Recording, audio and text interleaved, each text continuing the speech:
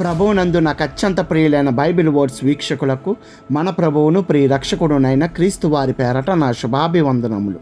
ప్రియులారా, ఈరోజు ఒక సరికొత్త అంశంతో మీ ముందుకు వచ్చాను. అదేంటో చెప్పే ముందుగా తమిళనాడు ముఖ్యమంత్రి హానరబుల్ చీఫ్ మినిస్టర్ అయినటువంటి జోసెఫ్ విజయ్ గారికి మన ఛానల్ తరపున ఆయనకి శుభాకాంక్షలు తెలియజేస్తున్నాను. ఈ విషయాన్ని ఇప్పుడు ఎందుకు నేను ఎత్తవలసి వచ్చిందంటే, దేశంలో మొట్టమొదటిగా సెక్యులర్ పాలన మొదలయ్యింది. దానికి నాంది పలికిన వ్యక్తి కాబట్టి ఆయనకి మన ఛానల్ తరపున నా ఈ హృదయపూర్వక శుభాకాంక్షలు తెలియజేస్తున్నాను. అయితే ఇక విషయానికి వస్తే, రమేష్ వీడికి బాగా మతోన్మాదం నెత్తికెక్కి అసలు వాడు ఏం మాట్లాడుతున్నాడో కూడా అర్థం పర్థం లేకుండా మాట్లాడుతున్నాడు. వాడు ఏం మాట్లాడాడో ఒక్కసారి మీరే చూడండి. వాడి తాట వలిచే కౌంటర్ ఇద్దాం. దానికంటే ముందు మన ఛానల్ని సబ్స్క్రైబ్ చేయడం మర్చిపోకండి. అన్న, యేసు ప్రభు గారి చివరి క్షణాలు అంటే సెలవు వేసిన కంచి సెలవు మీద ఉండే వరకు ఆయన చాలా బాధపడ్డాడు, దేవుడి కోసం వేడుకున్నాడు, ఏడ్చాడు అని కొంతమంది చెప్తున్నారు అన్న. నిజమేనా? ఆ చివరి క్షణాలు ఎలా ఉన్నాయి? బైబిల్ ప్రకారం ఏం చెప్పబడింది? దాన్ని లెంట్ డేస్ కూడా వీళ్ళు ఫాలో అవుతా ఉంటారు కదా, ఆయన చివరి క్షణాల్లో ఏమి ఎలా జరిగాయి అని చెప్పేసి. అవును, ప్రేయర్ చేశాడు, ఏడ్చాడు, అరిచాడు. ఈవెన్ దో సిలువ మీద కూడా ఏలి ఏలి లాభ సమర్థ అని చెప్పేసి అంటాడు. సాధారణమైన మనిషి లాగానే అతను కూడా బాధపడ్డాడు. అంతే. ఆయన యాక్చువల్లీ ఆయన సాధారణమైన మనిషే, సాధారణమైన మనిషి ఆయన.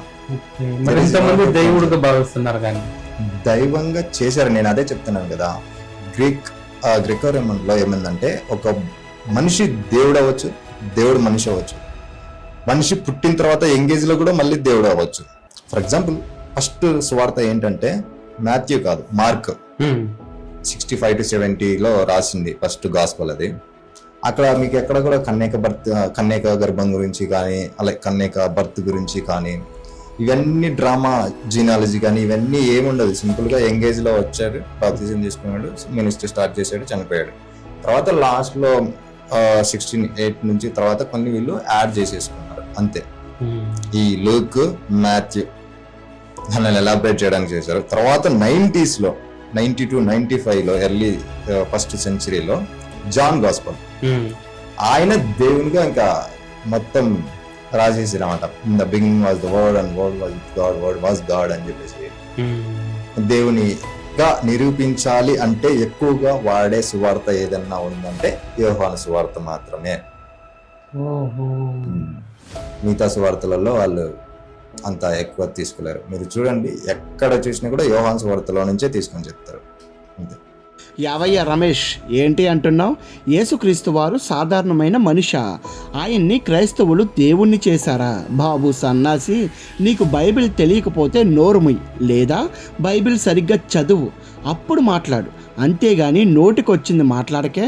అసలు బైబిల్ ఏం చెప్తుంది అది చూద్దాం. దాంతో నీ తాట తీసి కూర్చోబెడతా కదా. ముందుగా యోహాను సువార్త 1వ అధ్యాయము 1 నుంచి 3 వచనాలను పరిశీలిస్తే, ఆదియందు వాక్యముండెను, వాక్యము దేవుని యొద్ద ఉండెను, వాక్యము దేవుడై ఉండెను, ఆయన ఆదియందు దేవుని యొద్ద ఉండెను, సమస్తమును ఆయన మూలముగా కలిగెను, కలిగి ఉన్నదేదియు ఆయన లేకుండా కలుగలేదు. ఇంతకు ఈ వాక్యం ఎవరు? మనం 14వ వచనాన్ని పరిశీలించాలి. ఆ వాక్యము శరీరధారి అయి కృపాసత్య సంపూర్ణుడుగా మన మధ్య నివసించెను. తండ్రి వలన కలిగిన అద్వితీయ కుమారుని మహిమ వలె మనమును ఆయన మహిమను కనుగొంటిమి. ఈ కృపాసత్య సంపూర్ణుడుగా మన మధ్య బ్రతికింది ఎవరు? సాక్షాత్తు యేసుక్రీస్తు ప్రభువారు. ఈ యేసుక్రీస్తు వారిని ఈ 14వ వచనంలో వాక్యము అని బైబిల్ చెప్పింది. ఇప్పుడు ఇందాక చదువుకున్నామే యోహాను సువార్త 1వ అధ్యాయము 1వ వచనంలో, అందులో వాక్యం అన్న చోట యేసుక్రీస్తు ప్రభు వారి పేరు ప్రతిక్షేపించి చదువుదాం. ఆదియందు యేసు ఉండెను, యేసు దేవుని యొద్ద ఉండెను, యేసు దేవుడై ఉండెను, ఆయన ఆదియందు దేవుని యొద్ద ఉండెను, సమస్తమును ఆయన మూలముగా కలిగెను, కలిగి ఉన్నదేదియు ఆయన లేకుండా కలగలేదు. చూసావా?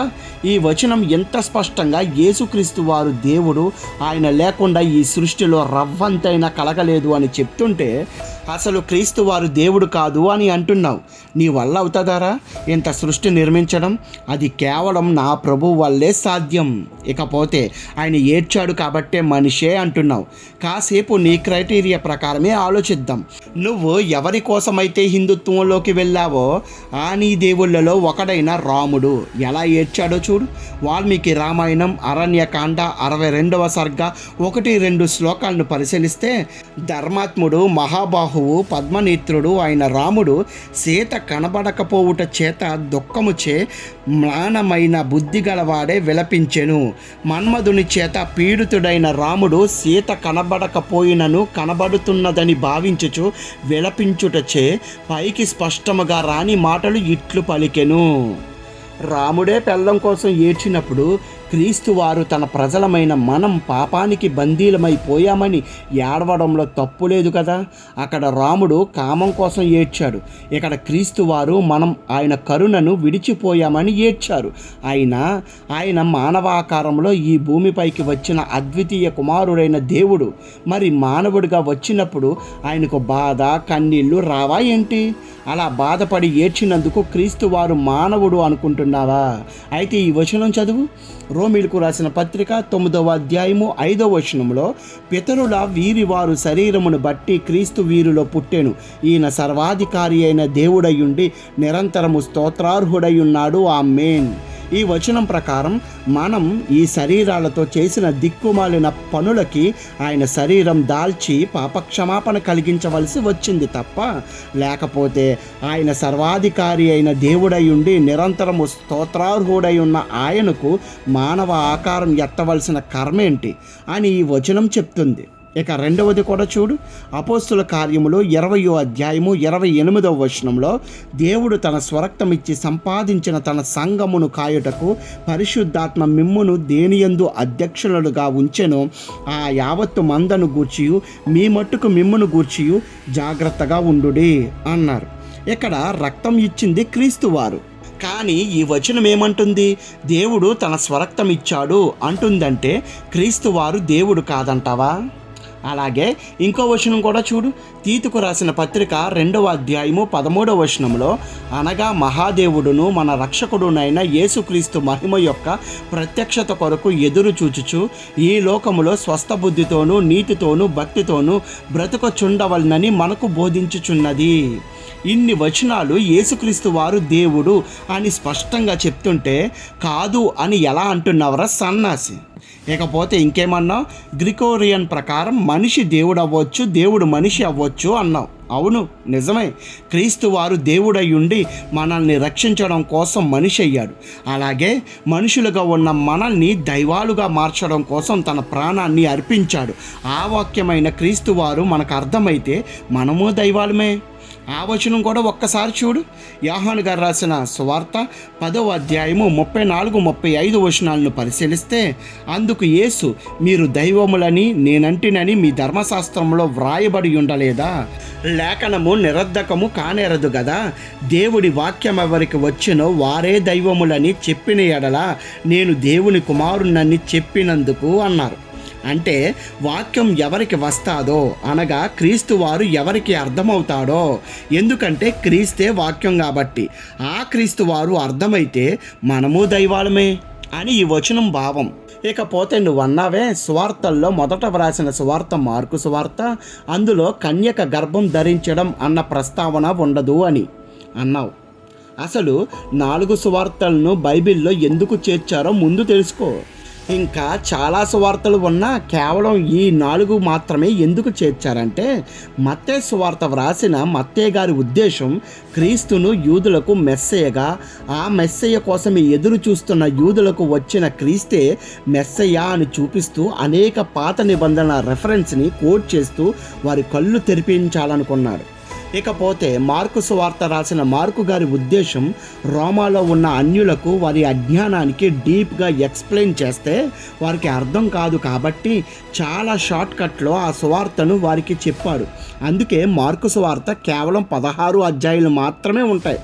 ఇకపోతే లూకా సువార్త రాసిన లూకా గారి ఉద్దేశం ఆ సువార్తను సకల జనులకు వ్రాసాడు కాబట్టి అందులో చెప్పిన ప్రతి విషయం చాలా డీప్గా ఎక్స్ప్లెయిన్ చేశాడు. ఇకపోతే యోహాను సువార్త రాసిన యోహాను గారి ముఖ్య ఉద్దేశం ఏంటంటే క్రీస్తు వారిని దైవత్వంగా చూపించి ఆ దైవం మనల్ని ప్రేమిస్తే ఎలా ఉంటుంది, ఆ ప్రేమతో అవసరమైతే ప్రాణమే పణంగా పెట్టొచ్చు అని చెప్పాడు. ఇకపోతే ఇప్పుడు ఈ 4 సువార్తలను ఎందుకు బైబిల్లో చేర్చారంటే ఒక దాంట్లో మిస్ అయిన పాయింట్ ఇంకో దాంట్లో చెప్పాడు కాబట్టి 4 సువార్తలు చదవాలి తప్ప ఒకదాన్నే పట్టుకొని అందులో కన్యక క్రీస్తు వారికి జన్మ ఇచ్చిన టాపిక్ లేదు కాబట్టి క్రీస్తువారు దేవుడు కాదు అని అన్నావంటే అది నీ అజ్ఞానోరా సన్నాసి. ఫస్ట్ వెళ్ళి బైబిల్ సరిగ్గా చదువు, అర్థమైందా? ఇప్పుడు చెప్తున్నా, క్రీస్తు వారు దేవుని కుమారుడు, ఆయన సాక్షాత్తు దైవంరా సన్నాసి. చూశారు కదండి, ఈ వీడియోపై మీ విలువైన అభిప్రాయాన్ని కామెంట్ రూపంలో మాకు తెలియజేయండి. మరి ఒక అంశంతో మరలా కలుద్దాం. అంతవరకు ఆ దేవదేవుని కృప మీకు మీ కుటుంబాలకు సదాకాలం తోడై ఉండునుగాక. ఆమేన్.